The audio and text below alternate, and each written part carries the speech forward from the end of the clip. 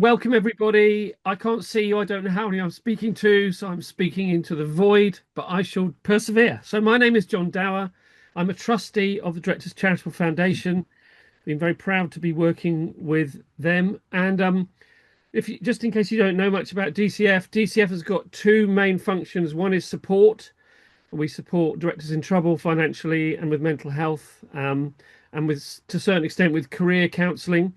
And we also have an inspiration part of our work. So support and inspiration. The inspiration bit is twofold. One, we work with young people to give them an insight into what it is, director and a visual storyteller for stage and screen. And the other is that we work with and inspire current working directors to think about the challenges that they are facing in terms of the industry as of today. And that's what brings us to directing outside the box. This is the fourth webinar that we've run this year with the wonderful Alex Stolz from Future of Film, who has joined us and curated four sessions this year that we've held. The first was about story worlds and working with intellectual property across different sorts of media and different sorts of projects. Then we had a session with Haz Dalul working in the metaverse and immersive technology. We then had a really interesting session last in September, I think, with Ben Mole, director, talking about how to make AI work for directors, so making it work for us rather than us working for it. And in a way, tonight's session is going to pull all of these themes together because a lot of people are asking, where do I find an audience now? I mean, as filmmakers and directors, we are naturally storytellers. We want to tell our stories to audiences. We want to find those audiences. We want to reach, and we want to make meaningful work that hits people. Where is that audience? And so that's why Alex very pertinently suggested bringing in Bec Mortimer, who is with us tonight, which is going to be great to hear her insights into this world, into these audiences and the challenges finding them. So I'm going to hand over for Alex in a second. A couple of housekeeping things. If you want to put a question to the panel, go to the Q&A with a question mark in a box at the bottom of your screen and put your questions there. We are recording this session. And I've been asked to mention that the last two webinars with Haz and Ben Mole are now on our YouTube channel. So please go and check up on really interesting wisdom and insights in both those sessions. There's also some other directing outside the box sessions that are also on that YouTube channel. So I think without any further ado, I'm going to hand over to Alex Stolz, and I will come back and wish you a good night. Thank you. Take it away, Alex. Thank you, John. Hi, everyone. Great to be back here for our fourth and final of the year directing outside the box.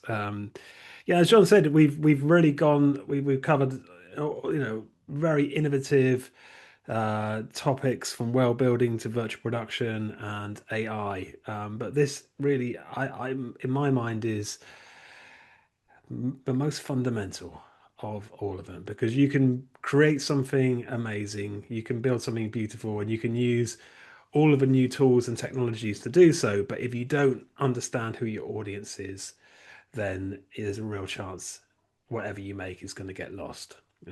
And so that's what the focus of this session today is looking at audiences, how they've changed, how we can reach them, and how we can make better work actually through understanding them, and sustain our careers and build businesses, all of that good stuff. And so I'm thrilled to have Bec Mortimer with us this evening. Bec has spent her career bridging stories and audiences. She led and launched Netflix UK for many years on the marketing side, and has worked on major franchises and a lot of homegrown smash hits and great titles across Warner Brothers, Universal, E1, and Momentum. And today Bec runs a company called Beam, an entertainment marketing and IP studio, helps brands and creators build culturally and commercially resonant work together. So Bec really sits at this unique intersection of creativity and marketing and audiences. And I'm really looking forward to this conversation. Bec, welcome to Directing Outside the Box. Thank you, Alex. It's brilliant to be here. I'm looking forward to it too. Yeah, definitely. This is one, certainly from my own heart. I think the audience piece is so important, and I commend everyone who has shown up this evening to understand more about audiences and how they can build them into their creative work. But Bec, I know you have to kick off. You have some slides to sort of give a background as to where you're coming from and your journey and how audiences are changing. So should we start Yeah, there? I was going to do it slide less, and then I thought it's a long time Yeah. that we might be talking about audiences, and it's nice to look at stuff. My background is in entertaining, so I like to entertain if I can. So as a kid, I was really into storytelling. I was fascinated by people. I've always really enjoyed kind of understanding why people behave the way they do. And that is how I ended up doing both psychology and studying marketing, and ended up in the world of entertainment marketing. And it's that real curiosity about people and fascination about stories and what we learn about ourselves, and basically how storytelling shapes our world in every single way, is what's always driven me. And so from a career perspective, the first place I actually worked was at a publisher's, but I got fired, so we won't talk about that. And then I moved into theatrical marketing. So I'm going to attempt to share my screen. Does that work? Yeah, look, that's looking good. I can just see there you go. Yeah. Full screen. So, gosh, Zoom is fun. So from kind of 2000 to 2013, I was in theatrical marketing, as Alex kind of mentioned at the start. I started off at Momentum Pictures, and it was an incredible time. Got to work on things like Amelie, Eternal Sunshine, and then kind of moved over to Universal to get a sense of kind of studio world. So managed to work on things like, Warner's, managed to work on things like Batman Begins, Harry Potter. Then moved over to Universal, which is that hybrid of kind of independent and studio, and got to work on things like Bourne Ultimatum. Moved over to Entertainment One, where I worked on things like the Red franchise, Twilight franchise, which was a lot of fun, and obviously the kind of real beginnings of understanding what could be done with fandom. And that was an incredible journey and kind of a real experience in terms of really understanding how to get small local films working, how to work across big franchises. It's actually, difficult to kind of get people to come and view a Harry Potter, the third Harry Potter, as much as it is to go and see a Ken Loach. They've got different reasons behind it in terms of like, how do you galvanize that audience to go and watch. So that was my theatrical experience, and then moved over to streaming. And at the time, 2012, Netflix reached out, and I was really aware as to how things were starting to change in terms of we had Love Film coming into the office to talk about us and saying, and Netflix saying we're wanting to kind of build up a library of catalogue. I'd actually started to have internal conversations at various different places I'd worked, saying I feel like we need to be figuring out how to go direct to the audience versus through exhibition all the time. But it was never the focus, because obviously during the early 2000s and 2010s, box office was doing really well.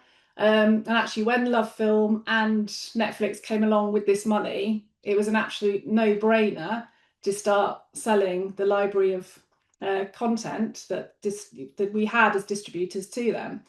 And I was watching this from Entertainment One, and at this point, we were one of the largest independent distributors at the time. So we had, incredible catalogue. We were almost laughing at how much we could sell some of the poorer performing films for. And it was really seen as this kind of like, brilliant thing that we had Sky as a pay one deal, and then we had Netflix and Love Film willing to take it. But I was looking at it from a much broader perspective, thinking this will take off. This is where the audience is going to go. So when Netflix reached out in 2012, and said, "Would you like to set up the UK office?" It was an immediate yes. There was a lot of kind of interesting interviews that I had to do to kind of get the job. But actually, when I moved, a lot of people in the industry couldn't understand why I'd done it. At the time, Netflix were running adverts with little hamsters on wheels, and it was all about $5.99, and it was all pretty naff content, really. So and there was a snobbery around the idea of home entertainment. I'd worked in theatrical my entire career up till then, and I was very aware of theatrical came up top, then there was home entertainment, and then there was TV. It was awful snobbery. So to move into something that was actually home ents and not even good home ents, a lot of people that I worked with couldn't understand. But I could just see where this was going, and I was very excited about the idea of it. So started in 2013, there was literally 5 of us, and we stayed the size of 5 people for a couple of years. And during that time, worked on House of Cards, Orange is the New Black, launched The Crown, launched Sex Education, had Roma, The Irishman, had Stranger Things, as a big global franchise, Black Mirror. And my role at Netflix changed throughout that time. So set it up as the UK office. There were 5 of us, then there were 15 of us. And I led the kind of strategy and operations for the entire office for the first 6 or 7 years. And then there was a move for the content teams to move into country. So all the content was really being commissioned out of the US at that point. So The Crown was being commissioned out of the States. Sex Ed was initially commissioned out of the States. And there was a real pivot around about 2018, 2019, as local offices were being set up for content teams to move into local offices, and a recognition that actually local content was going to drive a huge amount of the business. And then my role very much focused purely on the marketing side, and the content teams were set up with the marketing teams working alongside them locally. So that was a kind of overview of those years. And then more recently, I've co-founded Beam, which is Alex kind of described, is we talk about it as like a next-gen audience-first studio, and it's very much based on my lived experience of having had these amazing couple of decades both in theatrical and streaming, but actually as a marketer, always thinking about the audience and always thinking about how we reach them, being deeply frustrated with some of the films and series that we would kind of receive and then be told, right, now find an audience. Sometimes it's easy, and actually a lot of the ones I've taken you through on those 2 slides are the successful films or series, but there's a whole heap of films and series in my career that no one here, well, you may have heard of, but a lot of people won't have heard of. And a big part of that is struggling to really understand who that audience is. And there's a frustration that I found through that in terms of not being as close to the content teams necessarily, or as close to the acquisition teams as you'd want up front, and really kind of then struggling to find that audience, and then articulating it once the film or series is finished is not helpful. So there's definitely something that's not working great there. So Beam is all about starting with the audience, really finding the story that matters to them, and then building that belonging and building that fandom. So yeah, that's my background. Yeah, it's fascinating, Bec, and it's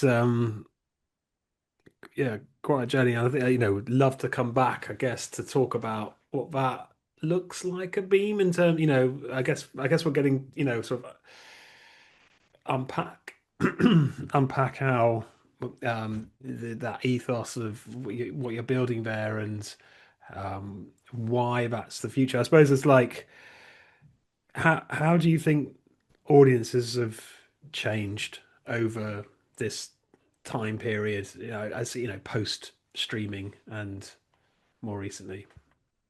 Yeah, I mean, I think I've been quite fortuitous in terms of the way that my career has operated, and I feel like I've very much been a part of that shift in different ways, and I can see where it's heading again now. And actually, each time I've approached it in a way that I think is very exciting, because when you truly approach it from an audience first perspective, um, there's now so many more opportunities for an audience to find entertainment that they will love, that satisfies their interests, that meets them where they are. And that's the big change. Mm. Um, and I'll share a slide in terms of, I think the two big changes is, the easy way to think about it is that we've shifted from this place of mass audiences passively consuming entertainment from a few places. So when I started out, there was always a water cooler moment, or there was always the big box office film that everyone was talking about, or the big TV moment that everybody was talking about. And we were all operating on a schedule that we hadn't set, but we didn't know any different. And there were moments that we would all passively consume. And then with the advent of streaming, and particularly the advent of social media, it's now about individuals interacting with entertainment across lots of different places. And I think there can be this like, uh, almost nostalgia for the good old days of, oh, wasn't it easier when everybody just went to the cinema or just watched one of the 5 channels or whatever it happens to be. But I think that nostalgia is really misplaced. And I think it comes from and I understand it, it comes from a place of just wanting ease. It comes from a place of overwhelm, I think, and just wanting things to be simple. Mm. But actually, when I think back to the early 2000s, for example, and I was marketing Amelie, and I've got a Jean-Pierre Jeunet film. He is a director that's known, but not known by everybody. Right. And I had to think, how do I reach this audience for this French film? And when I looked at what was at my disposal then, in terms of, I had a limited budget, I had to really understand who that audience could be. And then I had to figure out where I was going to reach them.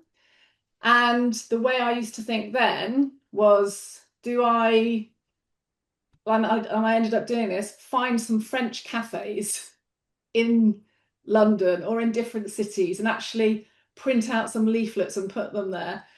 And actually, that way of thinking should still be applied today. There should never have been an easy way to reach an audience. The easy way in the old days was if you had a huge amount of money and you could spend big on media channels, or if you had a very targeted kind of UK film that you knew you could get great critic reviews with. But actually, without those two is a lot of work, and your audience wasn't neatly sitting there on a platform identifying themselves by their interests. And actually now that's exactly what they're doing. And it means it's really fragmented and they're really spread out. But actually people are now choosing to identify what they're interested in, and you can reach them where they are in a way that's never been possible before. And as soon as you kind of unravel that, you see the potential. But we still operate in quite a traditional landscape where you have got the big gatekeepers still treating TV and film in a very traditional way, which is about reach and frequency and kind of, but actually we're moving to a place now where you can really find your audience in a much more interesting way and targeted way. Yeah. But is that, I mean, there's so many ways we can sort of bounce off from there, but is that does that mean that sounds like more niche in, finding niches, is that, if that's how you say it, in terms of audiences? But does that mean more niche content? Does that mean we need to sort of make things smaller and more focused, or yeah, or does it, or can that apply to, yeah, more mainstream work as well? Yeah. I mean, I have a real problem with the words we use for everything now, which is either helpful or not. But I think mainstream is gatekeeper stream, which is we need to reach the biggest audience we can because we need to make as much money as we can, either from a streamer perspective in terms of retention or a box office perspective in terms of, you know, number of bums on seats and amount of money you can make. And that can be quite homogenous, actually, that type of content. That's not necessarily a good thing. And then niche, again, niche on a global scale is not niche. And there are stories that haven't been told because the gatekeepers have looked at them and haven't thought they're mass market enough. And if mainstream equals mass market, which could equal homogenous, then niche as global niche suddenly means there's opportunities to actually really reach audiences with stories that have never been told. I get really frustrated with the idea that you know, if there's a slightly different story, either in terms of, you know, representation or I just think there's so much scope for telling stories now in a way that there hasn't been. I think we've just started to see the innovation that's happening on places like social media and YouTube, and as Clayton Christensen talks about, the kind of the, you know, the disruption when it comes to innovation is always on the edges. And the way that YouTube started disrupting is always from the kind of like easiest, cheapest way. And that was all about unscripted, like filming yourself kind of like doing a game, filming yourself unboxing or whatever. And that's been YouTube for a very long time. And again, if we disregard that as kind of that's what YouTube is, and now look at it as a platform where you can tell stories and you can reach your audience. Well, there's so many platforms out there now where you can find your audience and tell the story you want to tell. Recognize that actually that unscripted way of doing things was just the start of the disruption, but the formats and the platforms are now there for you to reach your audience with the storytelling you want to tell. And it's not easy. I'm not sitting here going it's easy, but actually at Netflix, when we first started, Ted Sarandos used to talk about, so Stranger Things, this is quite a well-known story, got moved around, like pitched to so many different networks, and everybody turned it down. And Netflix said yes to it. And I don't think Netflix said yes to it straight away, but there was an internal mantra at the time, which doesn't exist now, but at the time, which was about many paths to yes. And it was that idea that you'd have one team that could turn it down, but if you pitched to another team at Netflix, they might say yes. And it was that idea of kind of like, you know, you would get the go ahead. And I think right now there are many paths to yes outside of the gatekeeper way of behaving. And that's what's exciting. I love it. Niche on a global scale is not niche. That's brilliant. I think so. Is that a mindset we need to all adopt, thinking global? Yeah, I think so. I think we can just overcomplicate things. It's about recognizing that audiences no longer need to be thought about in a geographic way, or they don't even need to be thought about. There's a really old school way when I used to work in theatrical.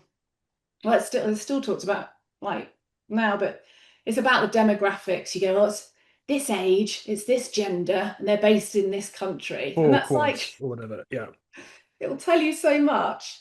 But actually, if you start to look at your audience in terms of, you know, they love this type of genre, or this, you know, they want to, this type of, my story will tap into this type of trend in terms of like, and when I say trend, like long term trend. I feel like there's so many societal trends right now that are happening that storytelling can tap into and hasn't even really started to yet. And storytelling, as I said at the start, has always been about how do we make sense of our world and how do we shape our world. And I just think there's so much opportunity to reach audiences who are craving that right now.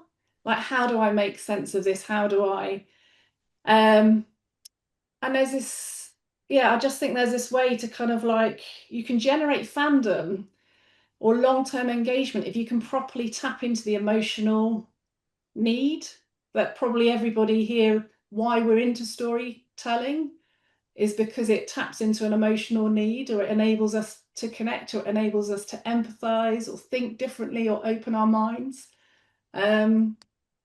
Yeah, so I think, it's I think well, I mean, I'm like a kid in the candy store.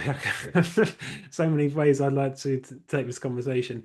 I mean, I suppose like just putting on a sort of, I'm with you 100%, but I like on putting a skeptical hat on. There's also that there is also that sort of these platforms now, which you know them well, like are very easy to they're all designed to retain you on the platform, right? And so often I've found myself watching stuff which is good enough. It's not like this is, and this is the mad thing as well. It's like trying to find. There's a frustration you can't find something despite what meant to be a sort of an abundance of choice. So it's very easy for audiences. Also, they might be craving something really that resonates with them, but it's also really easy just to hit that remote and just watch the first thing which comes up recommended on the algorithm, and then your evening's done, and then that's that. So I don't know, what do you think about that? No, I think that's really true, and I think it's only going to get worse, to be honest, in terms of pure content saturation. Yeah. But I think there's a pushback in terms of people are wanting that curation, and they're recognizing, everybody knows broadly attention is finite. This is why all the streamers are up against, everybody knows there's only so much attention you can grab. Yeah. But actually the thing underneath it is, how do you engage and how do you reach an audience at that moment of intention? And there's a lot of talk about, audiences have now only got short attention spans, and like you can think about quite dismissive of Gen Z or Gen Alpha, or even like, but again, I like to kind of like pull it back down to just instead of getting all into the clickbait headlines and the kind of like the overwhelm of how much is changing, I think it's really helpful just to go back to us as people, and either using yourself or your friends or people recognizing there are moments of, yes, distraction and scroll and where your attention span is shit, but there are moments of, now I want to give this my attention, and there's a good feeling you get during and after that as well.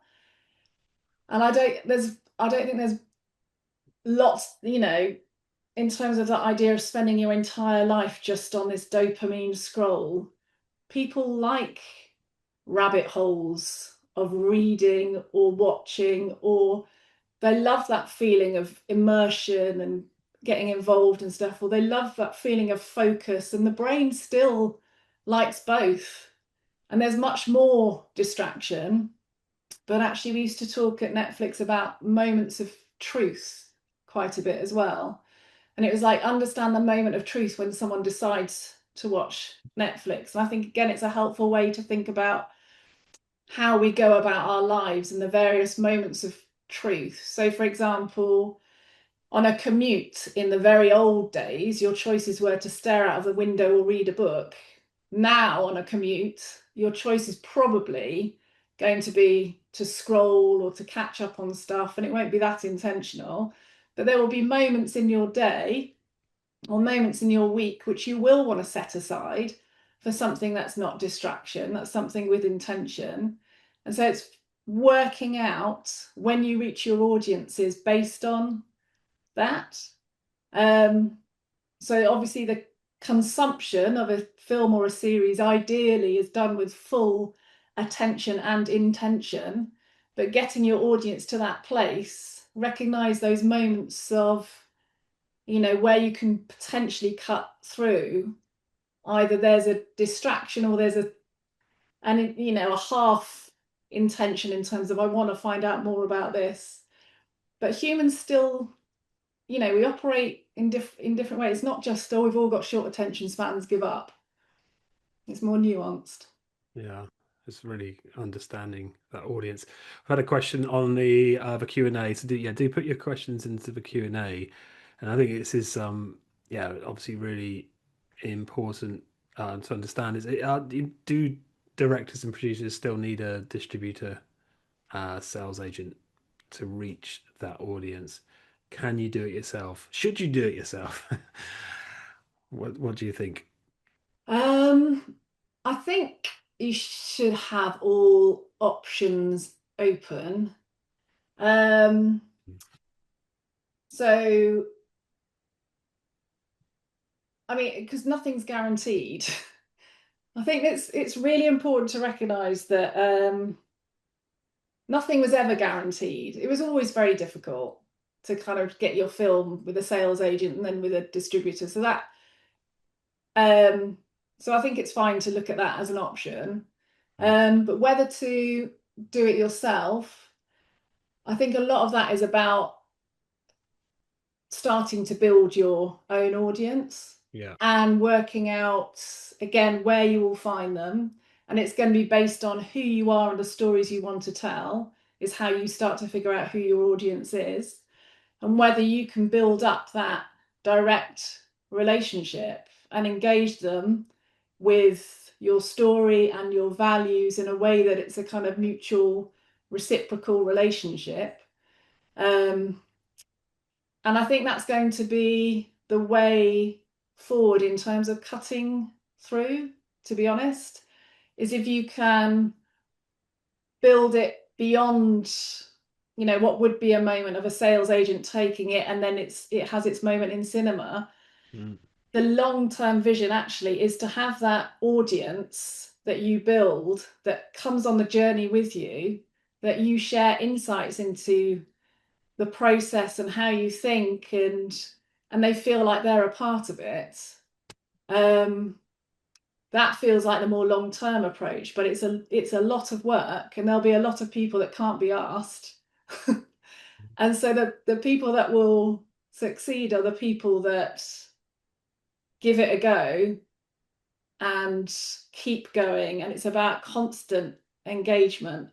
And I think there's no easy kind of like way of just building an audience and you're off. It's an ongoing thing, which is why I think a lot of people don't want to do it. It's going to be hard, but if you do it constantly and build it, I think that's more, that will pay more dividends than crossing your fingers with a sales agent and seeing what happens, in some respects. Yeah.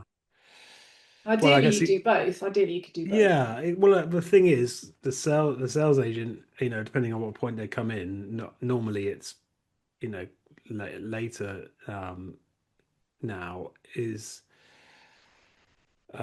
if you have that audience, it just adds so much more value to the project, doesn't it? And so you've got an element of proof there of concepts. You've got a distribution channel. You've got a marketing resource. So it just seems like it's just going to open up more options for you.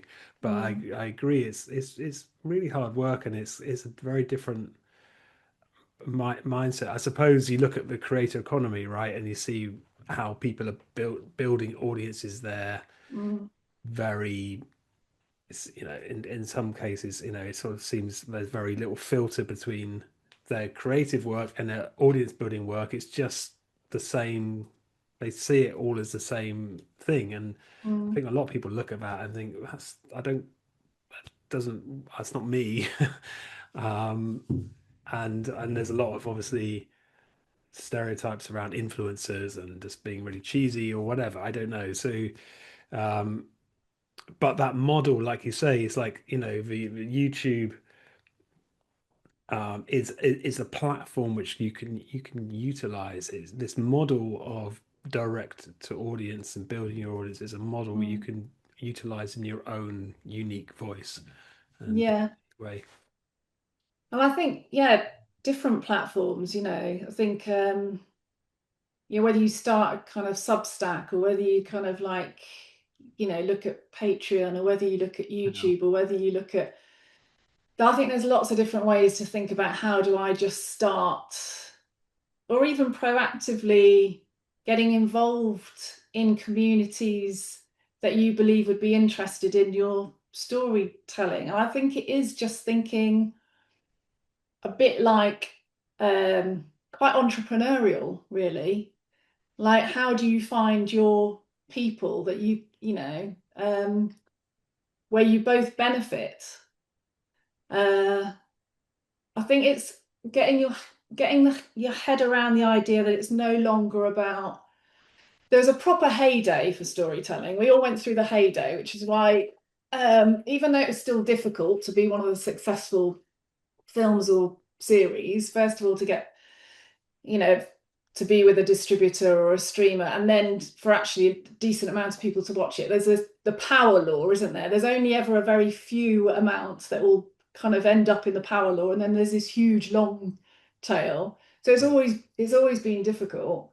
But yeah, I think it's just recognizing that if you can like reach that audience, either giving them value in a community that already exists or shares the same values, or starting to build an audience by sharing stuff on Substack or Patreon, and exactly what you said in terms of you're showing that there's interest in what would otherwise be a kind of risky IP, that actually there is an audience for this, and that makes you more palatable if you do go down the more traditional route. But then you can start to actually test and learn and possibly co-create a bit with your audience as well in the non-traditional route, which is really interesting. Yeah.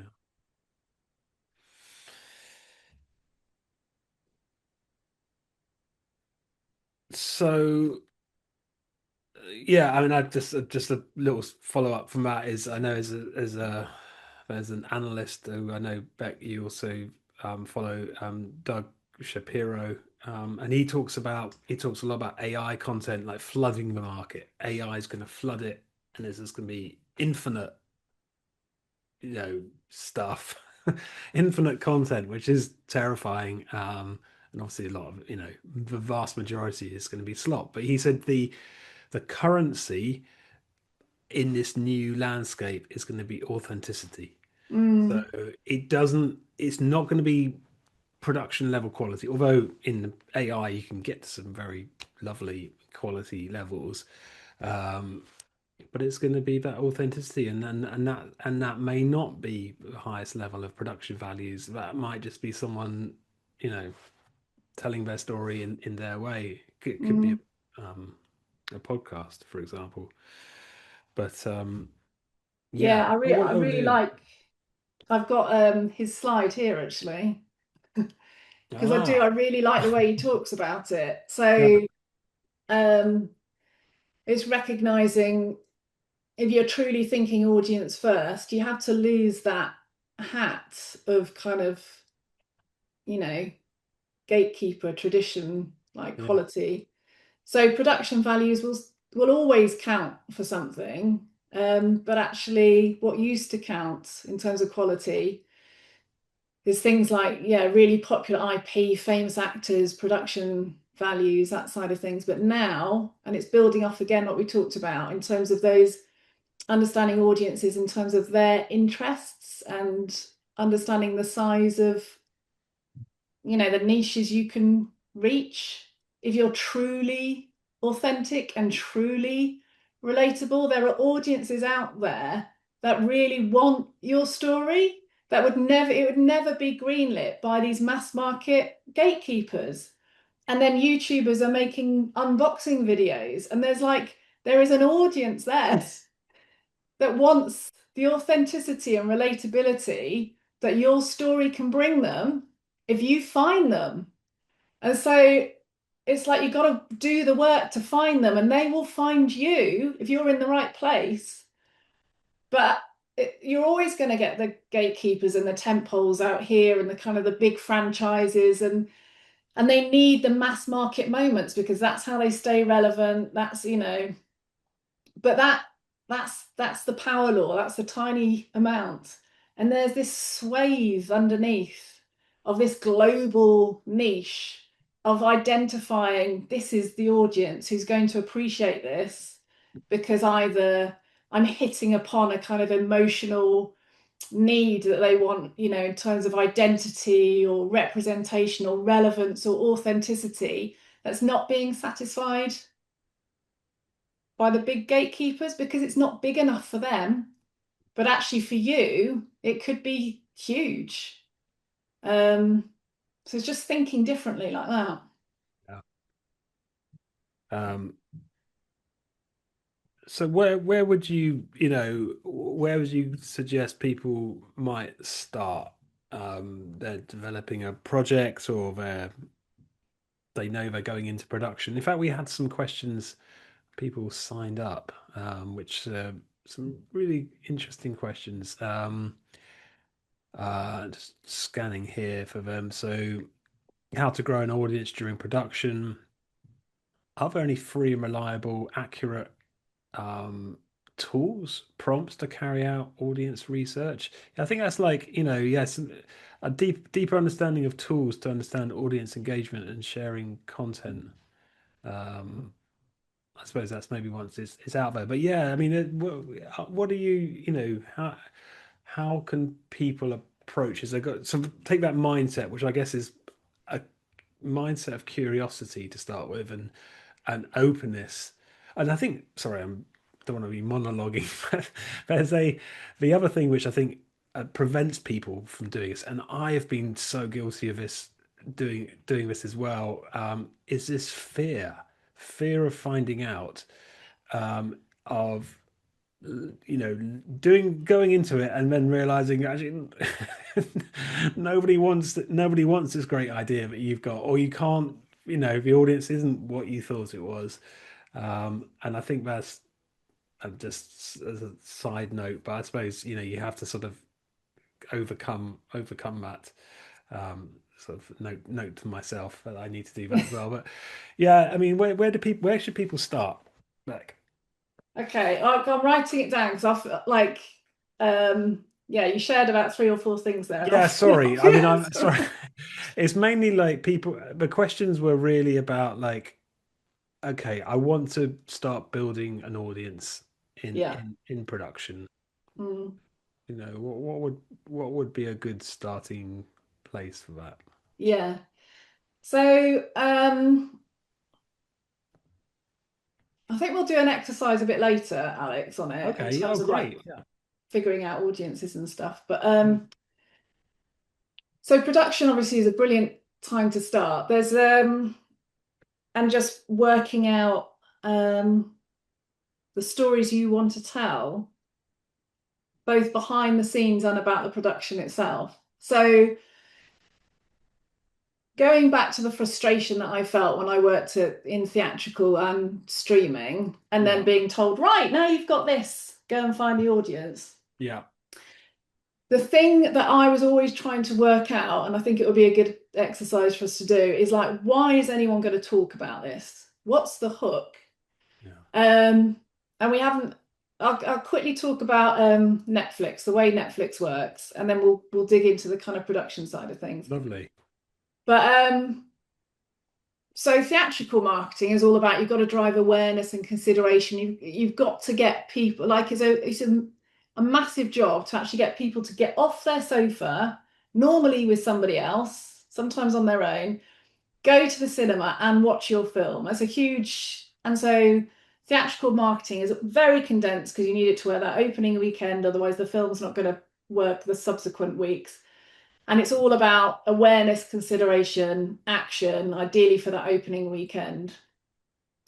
Netflix is much more about conversation because it's a service where you literally you press your remote. So it's not as difficult as the theatrical piece, but the reason you're going to press your remote is similar to, it's the same as theatrical in terms of word of mouth, but the condensed period and all, everything else that's needed isn't the same. So Netflix is based around the 4 Cs, and so you need a really great variety of content.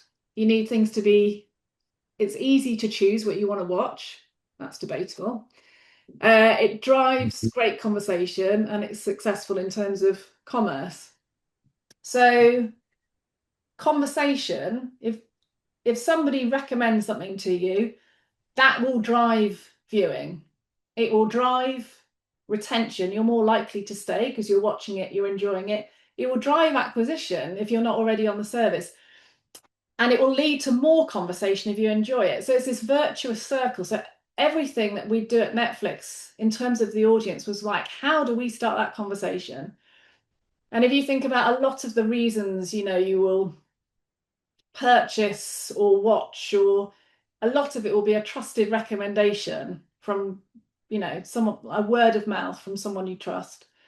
And so this is really critical. So every time we had a series or a film, we would be like, why is someone going to talk about this? What are the hooks? And then attempt to make that happen in terms of normally an activation or a partnership or something that would stand out, that would surprise and delight you and help that conversation as well. So a mixture of surprise and delight, and then a conversation around that kind of film or series. So that becomes really critical. And so the thing to think about from production onwards is, what's going to drive that conversation? What is it that people are going to be interested in?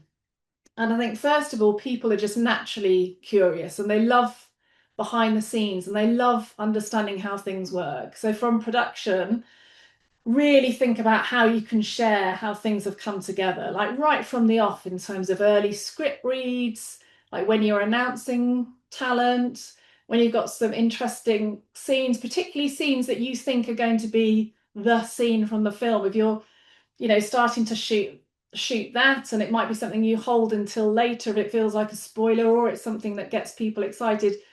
But it's really thinking about that curiosity and conversation that you can share in terms of behind the scenes, but then really understanding what it is that people are going to enjoy once it's come out.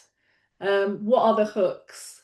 And again, thinking about that Doug, I think the Doug quality, I'll go back to that slide again, is really good, because in the good old days, it would have been, oh my God, it's got this A-list talent, and, this cool director, and this, and all the critics are saying it's 5 stars.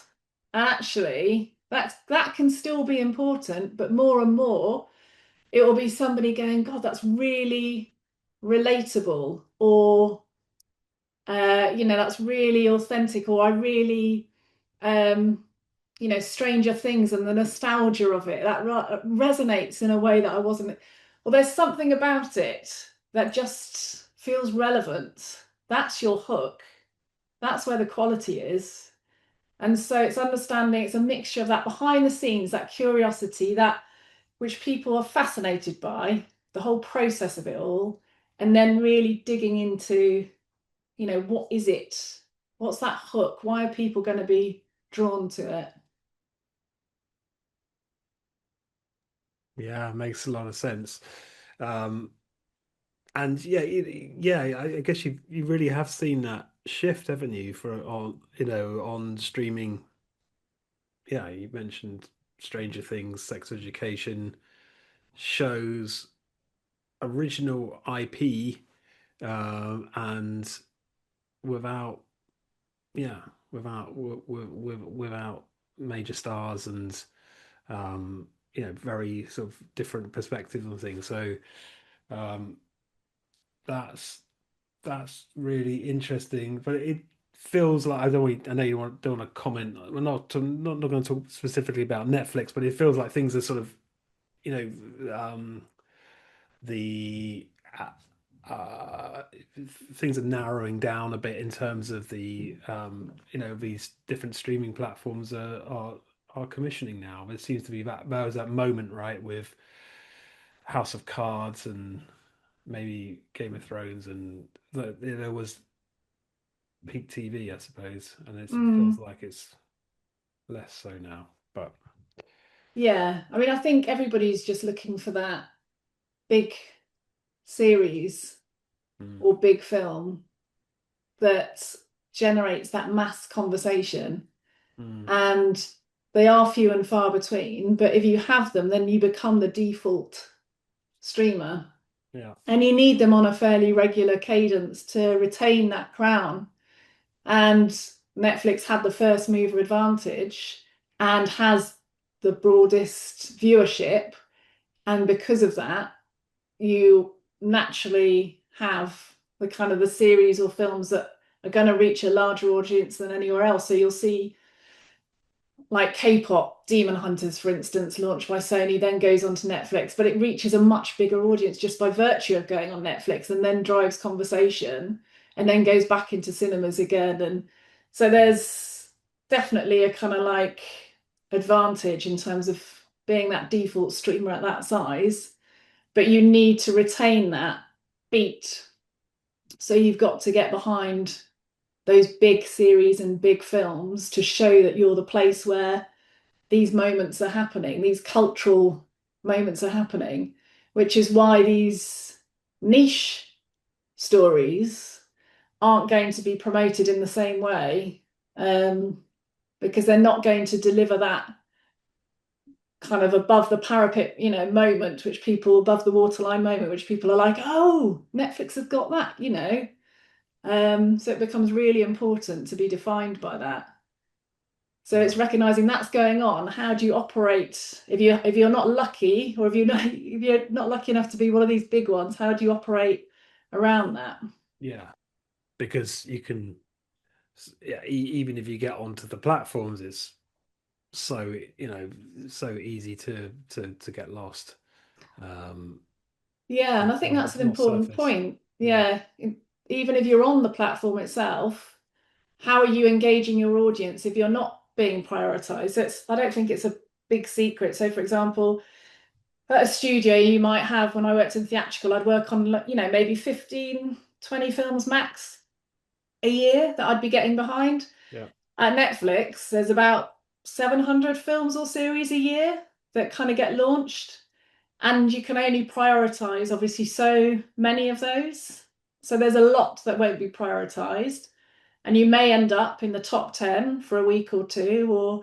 So it's not a guarantee of engagement. And obviously, theatrical isn't their business. They'll get behind certain things with theatrical because of awards or whatever. But so how are you, and are you going to engage how do you engage an audience if you're not prioritized by the streamer as a priority title? You're one of the other 600 and whatever that aren't being prioritized. So again, it's another good reason, even if you do end up on the platform, like, how are you reaching your audience?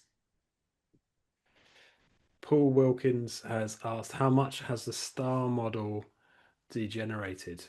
What do you think? Do you think star power is what it was? I think, again, it's a really fascinating place, and another kind of gripe of mine is, I think gatekeepers and broadcasters generally have focused so much on the older audience. So there's this like frustration that Gen Z is all on socials, but when you look at what there is for the younger generation to watch, there's not a huge amount being made. And the reason I'm saying that is when you look at, when I was younger and I saw all the talent, the talent was my age when I was younger. And but I've grown up with them, and like they're all still acting like they should be 20 or 30. And I'm like, we haven't done it properly. I don't think we've done it properly. Like Netflix, we had sex ed, and Netflix there is a kind of emerging talent. There's definitely, there's obviously brilliant films and series out there with younger talent, but I think there has been a real focus on the A-list, and the A-list has aged.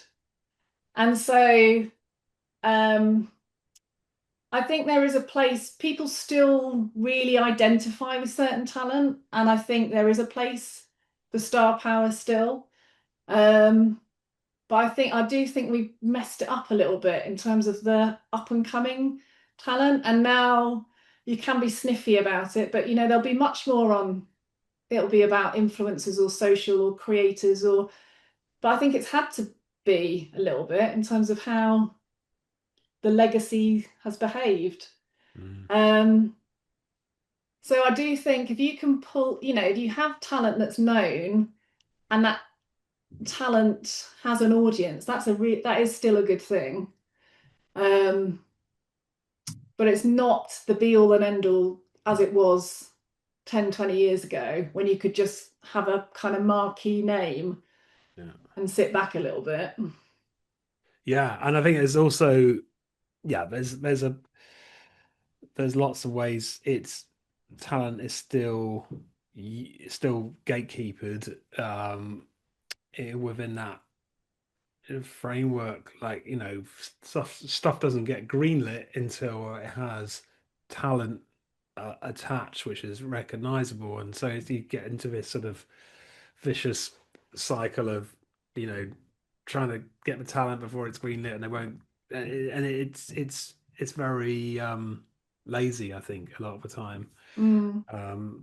So I think it's and then and what you say is right. I think there was like a moment where the studio, the Hollywood for studios, I mean, just thinking about Hollywood at the moment, they did have like a sort of talent sort of process where I guess it was when there was more movies being made, and they would be more like in mid-level independent films where talent like Matt Damon and Ben Affleck, for example, God bless them, could develop, and they were developed, and then they went on to do what they did. And I don't think that really happens anymore. And I suppose it makes sense for people to be looking at how they can bring in influencers and people from the creator economy into that space, but it's not always a natural fit, I suppose. No, and I'm a big passionate actually about how do we make space and stories for that emerging talent. And again, I really remember on sex ed, they were all pretty much unknown apart from Asa. And I remember being there for the first script read, and you could tell it was something really special really early on. And we used to have this thing at Netflix where once something went out, you would look at their like Instagram or whatever and see how many followers they had, and then literally it would go on the service and it would just skyrocket. Wow. And so they would become talent literally from the minute it launched, in a really great show. And I think that's brilliant. If you can, it's almost if you have the Asa as a kind of like recognizable, even like Winona was, funnily enough, with Stranger Things. Winona was the only cast member that anybody really, when we were talking about it, we're like who's in it and how's this going to work? And we could talk about Winona, but she's not really been. But you've got an identifiable talent, but then ideally you have the emerging talent, and I think there's something super special about an audience finding new talent and really relating. And there's something, I think the more we can do that, the better. But I do think it can help if you've got someone recognizable to all, like as a hybrid thing, ideally. But yeah, I feel quite passionately that we should be doing more for emerging talent. Yes, and that's a whole nother conversation, creating those suppose, pathways and opportunities. So just looking at the chat and see, but yeah, well, Beck, I mean, should we, let's see, well, we've got like about half an hour to go. Do you think we should jump into this exercise Yeah, you were mentioning? Because I think that'll be really fun and also, yeah, like a really great way for people to, yeah, grasp it. I'm looking forward to it. yeah. Well, it's just like it is just starting to think about the audience um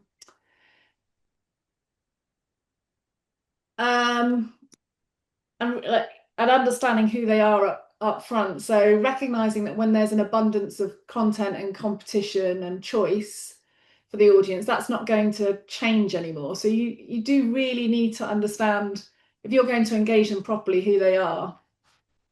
And it's understanding, why are they going to watch your film or series, and really why are they going to care? So I think just like a moment of thinking about your film or series and actually visualizing who you can see watching it or talking about it, and understanding why they care, is really critical. Mm. And do you what is that like? What in what way is that like? Literally just thinking of a person, as it were? Do you, is it start Yeah, I think you them? start off, yeah, definitely start off, thinking about the person and the reason they're going to consider your film or series. Like what are their interests? What do they do? Are they on, what social platforms would they be on, or what films would they go and see? Or just kind of like starting to paint a picture of what their interests might be, what kind of like hobbies they might have, and starting to kind of flesh that out a bit in terms of how you think about them. Yeah, yeah. Um, Yeah, and stuff like looking at their stuff they may have watched recently, kind of thing, or like yeah, I mean, media a really plenty. useful exercise is always understanding the comparables that your film or series. Yes. Um, Tell us, yeah, talk a little bit about comps like that. So how did you do comps at Netflix? I'd love to know. well, I think there's lots of different ways of doing it. So one is kind of quite a pure genre Yes. play, Yeah. in terms of it really feels like it fits neatly within this, and this would be the equivalent comp.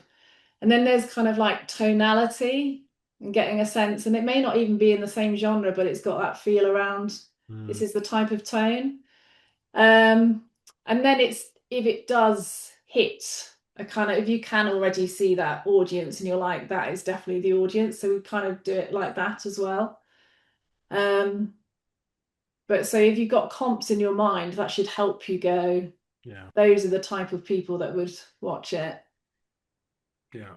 And then I Yeah. think once you can see that person or those people, it's understanding, like, what are they going to talk about? What, when they see it, what will they say to their friend?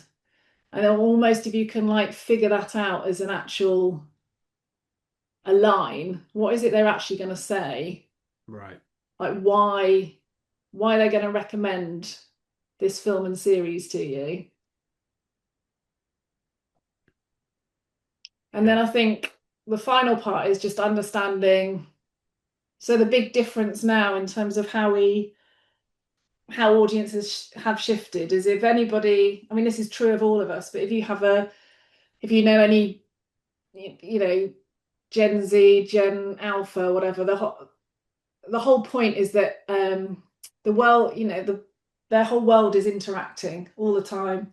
It's all about participation, and that's not going to change. So how is an audience going to participate with your film or series? So that great question about, well, what do I do during production, is exactly the right question. Like, what do I do?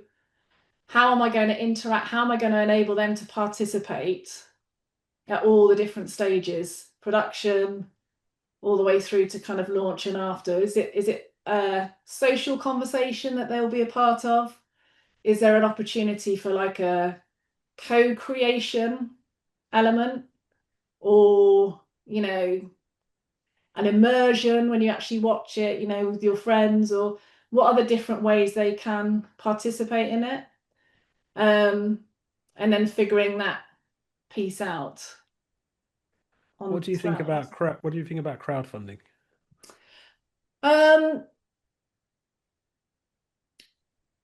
I think, again, it's one way of building an audience. I feel like you need to build an audience first properly to crowdfund. I think if you just crowdfund and cross your fingers, it is more of a money exercise, and hopefully you'll find people that like what you're doing. But ideally, if you can build an audience and then crowdfund, that's a much better situation. Yeah. Because they've already bought into you, they're excited by your vision. This is them participating in something. Or if it's more of a kind of cold, this is my idea, give me your money. It's not the same in terms of the engagement. You'll get it, you are building an audience, but it's quite cold unless you've done it before.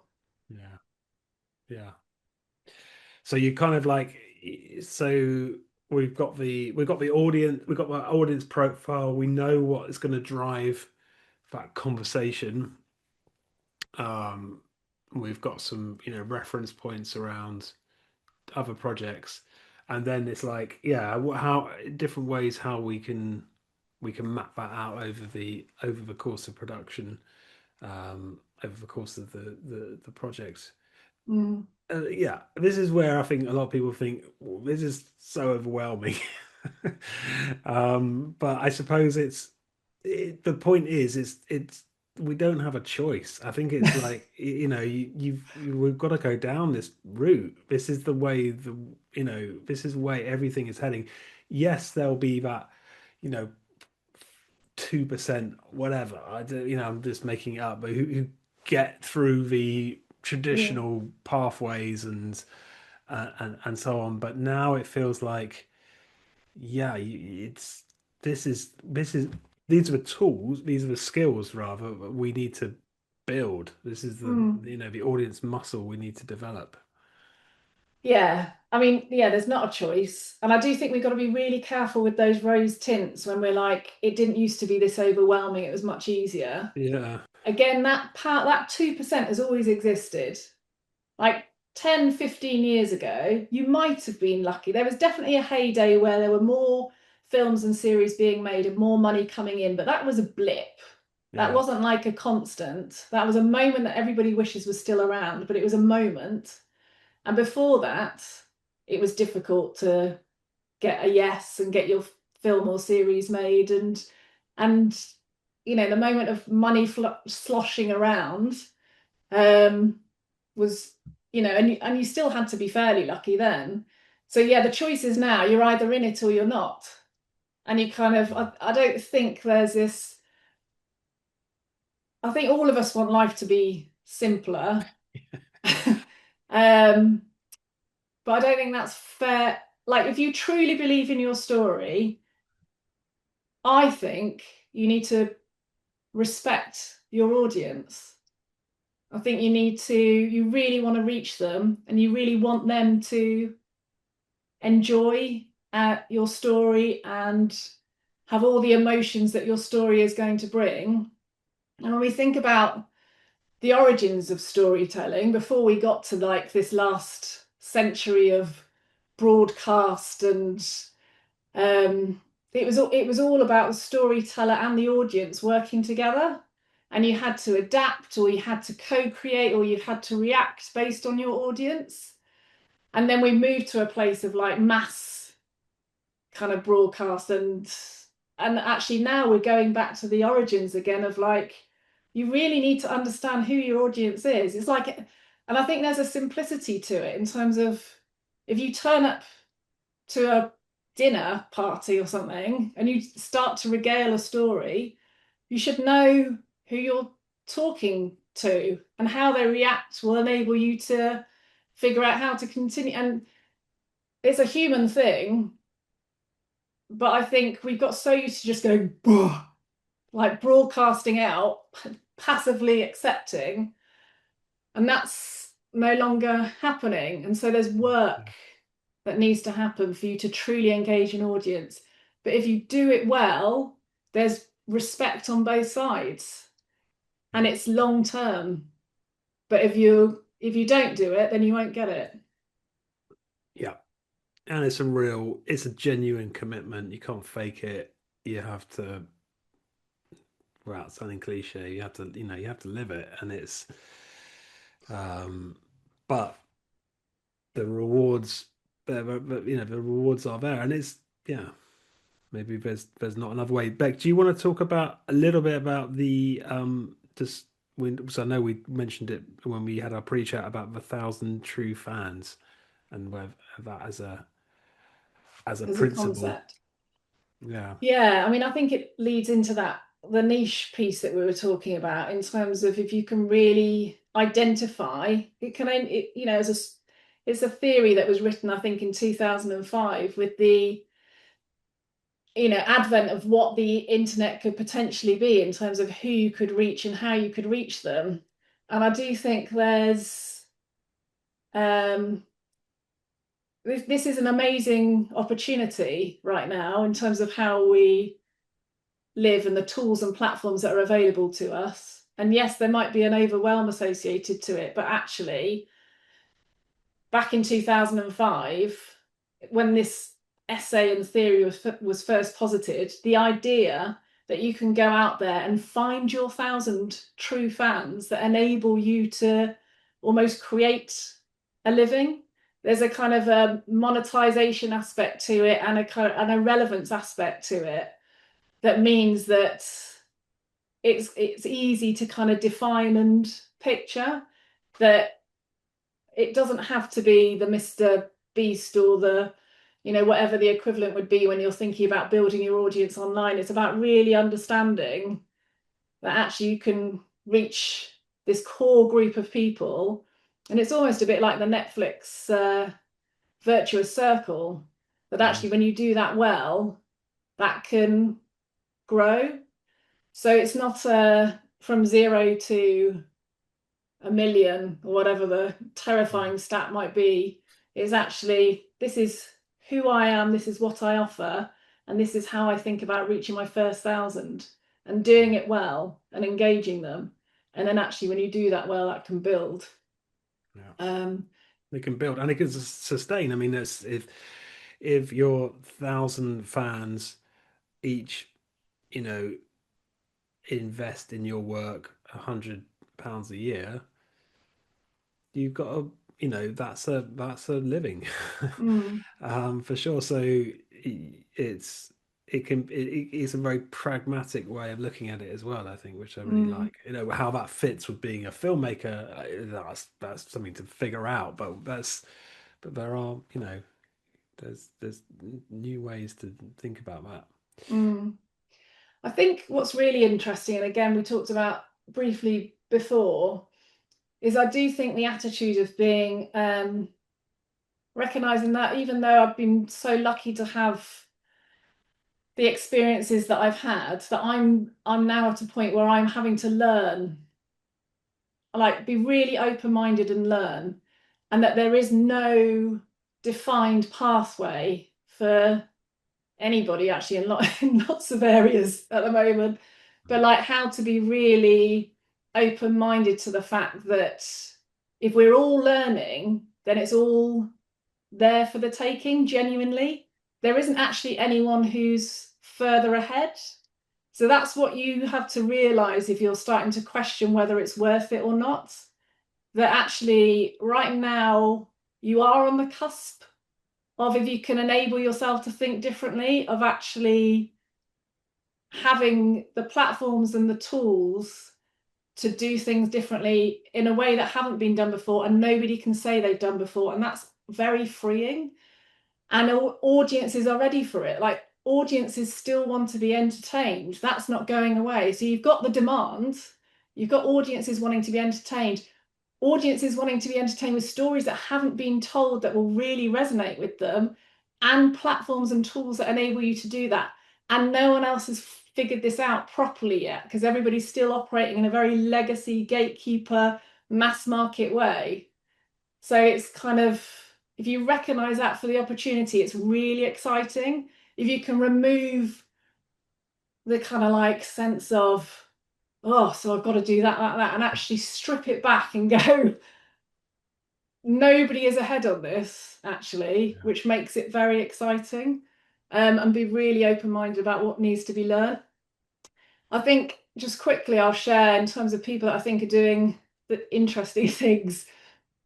Right now, there's a real convergence in music and gaming and film and TV. And again, in terms of that open mind, and I'm wanting to simplify, recognizing audiences are people with many different interests.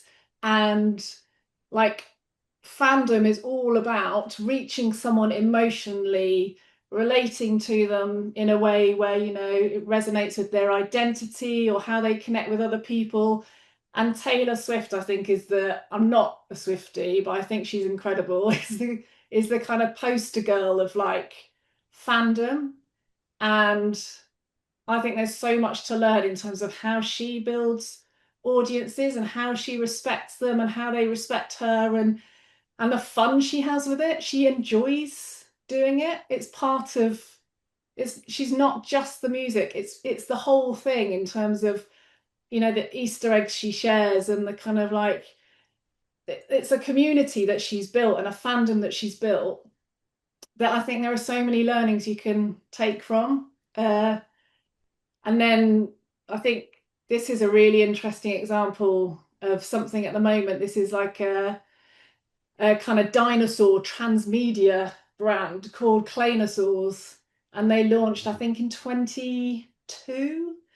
And they just started like posting these little stop motion characters on social, which people really resonated with. And then they kind of like, you know, attribute, like put various different kind of trends that would be happening at the time, or memes, or just had a bit of fun with it. But people loved them, and they kind of did a big drop, and like people were purchasing them, and they did they were all blind boxed, and you didn't know which one you were going to get. And they've just been having a lot of fun with it, and they're almost doing the inverse again, where they're creating the characters, and then they're going to make the entertainment. So now they're like figuring out how to make a series, and yeah, but it's building out. Reminds me a bit of sorry to interrupt. It just reminds me a little bit of Exploding Kittens, actually, how they did that. Yeah. So it's building out in the open, you know, it's so again, it's the opposite of what's always been done in terms of, oh, this is my IP, and like I won't release anything until it's perfect.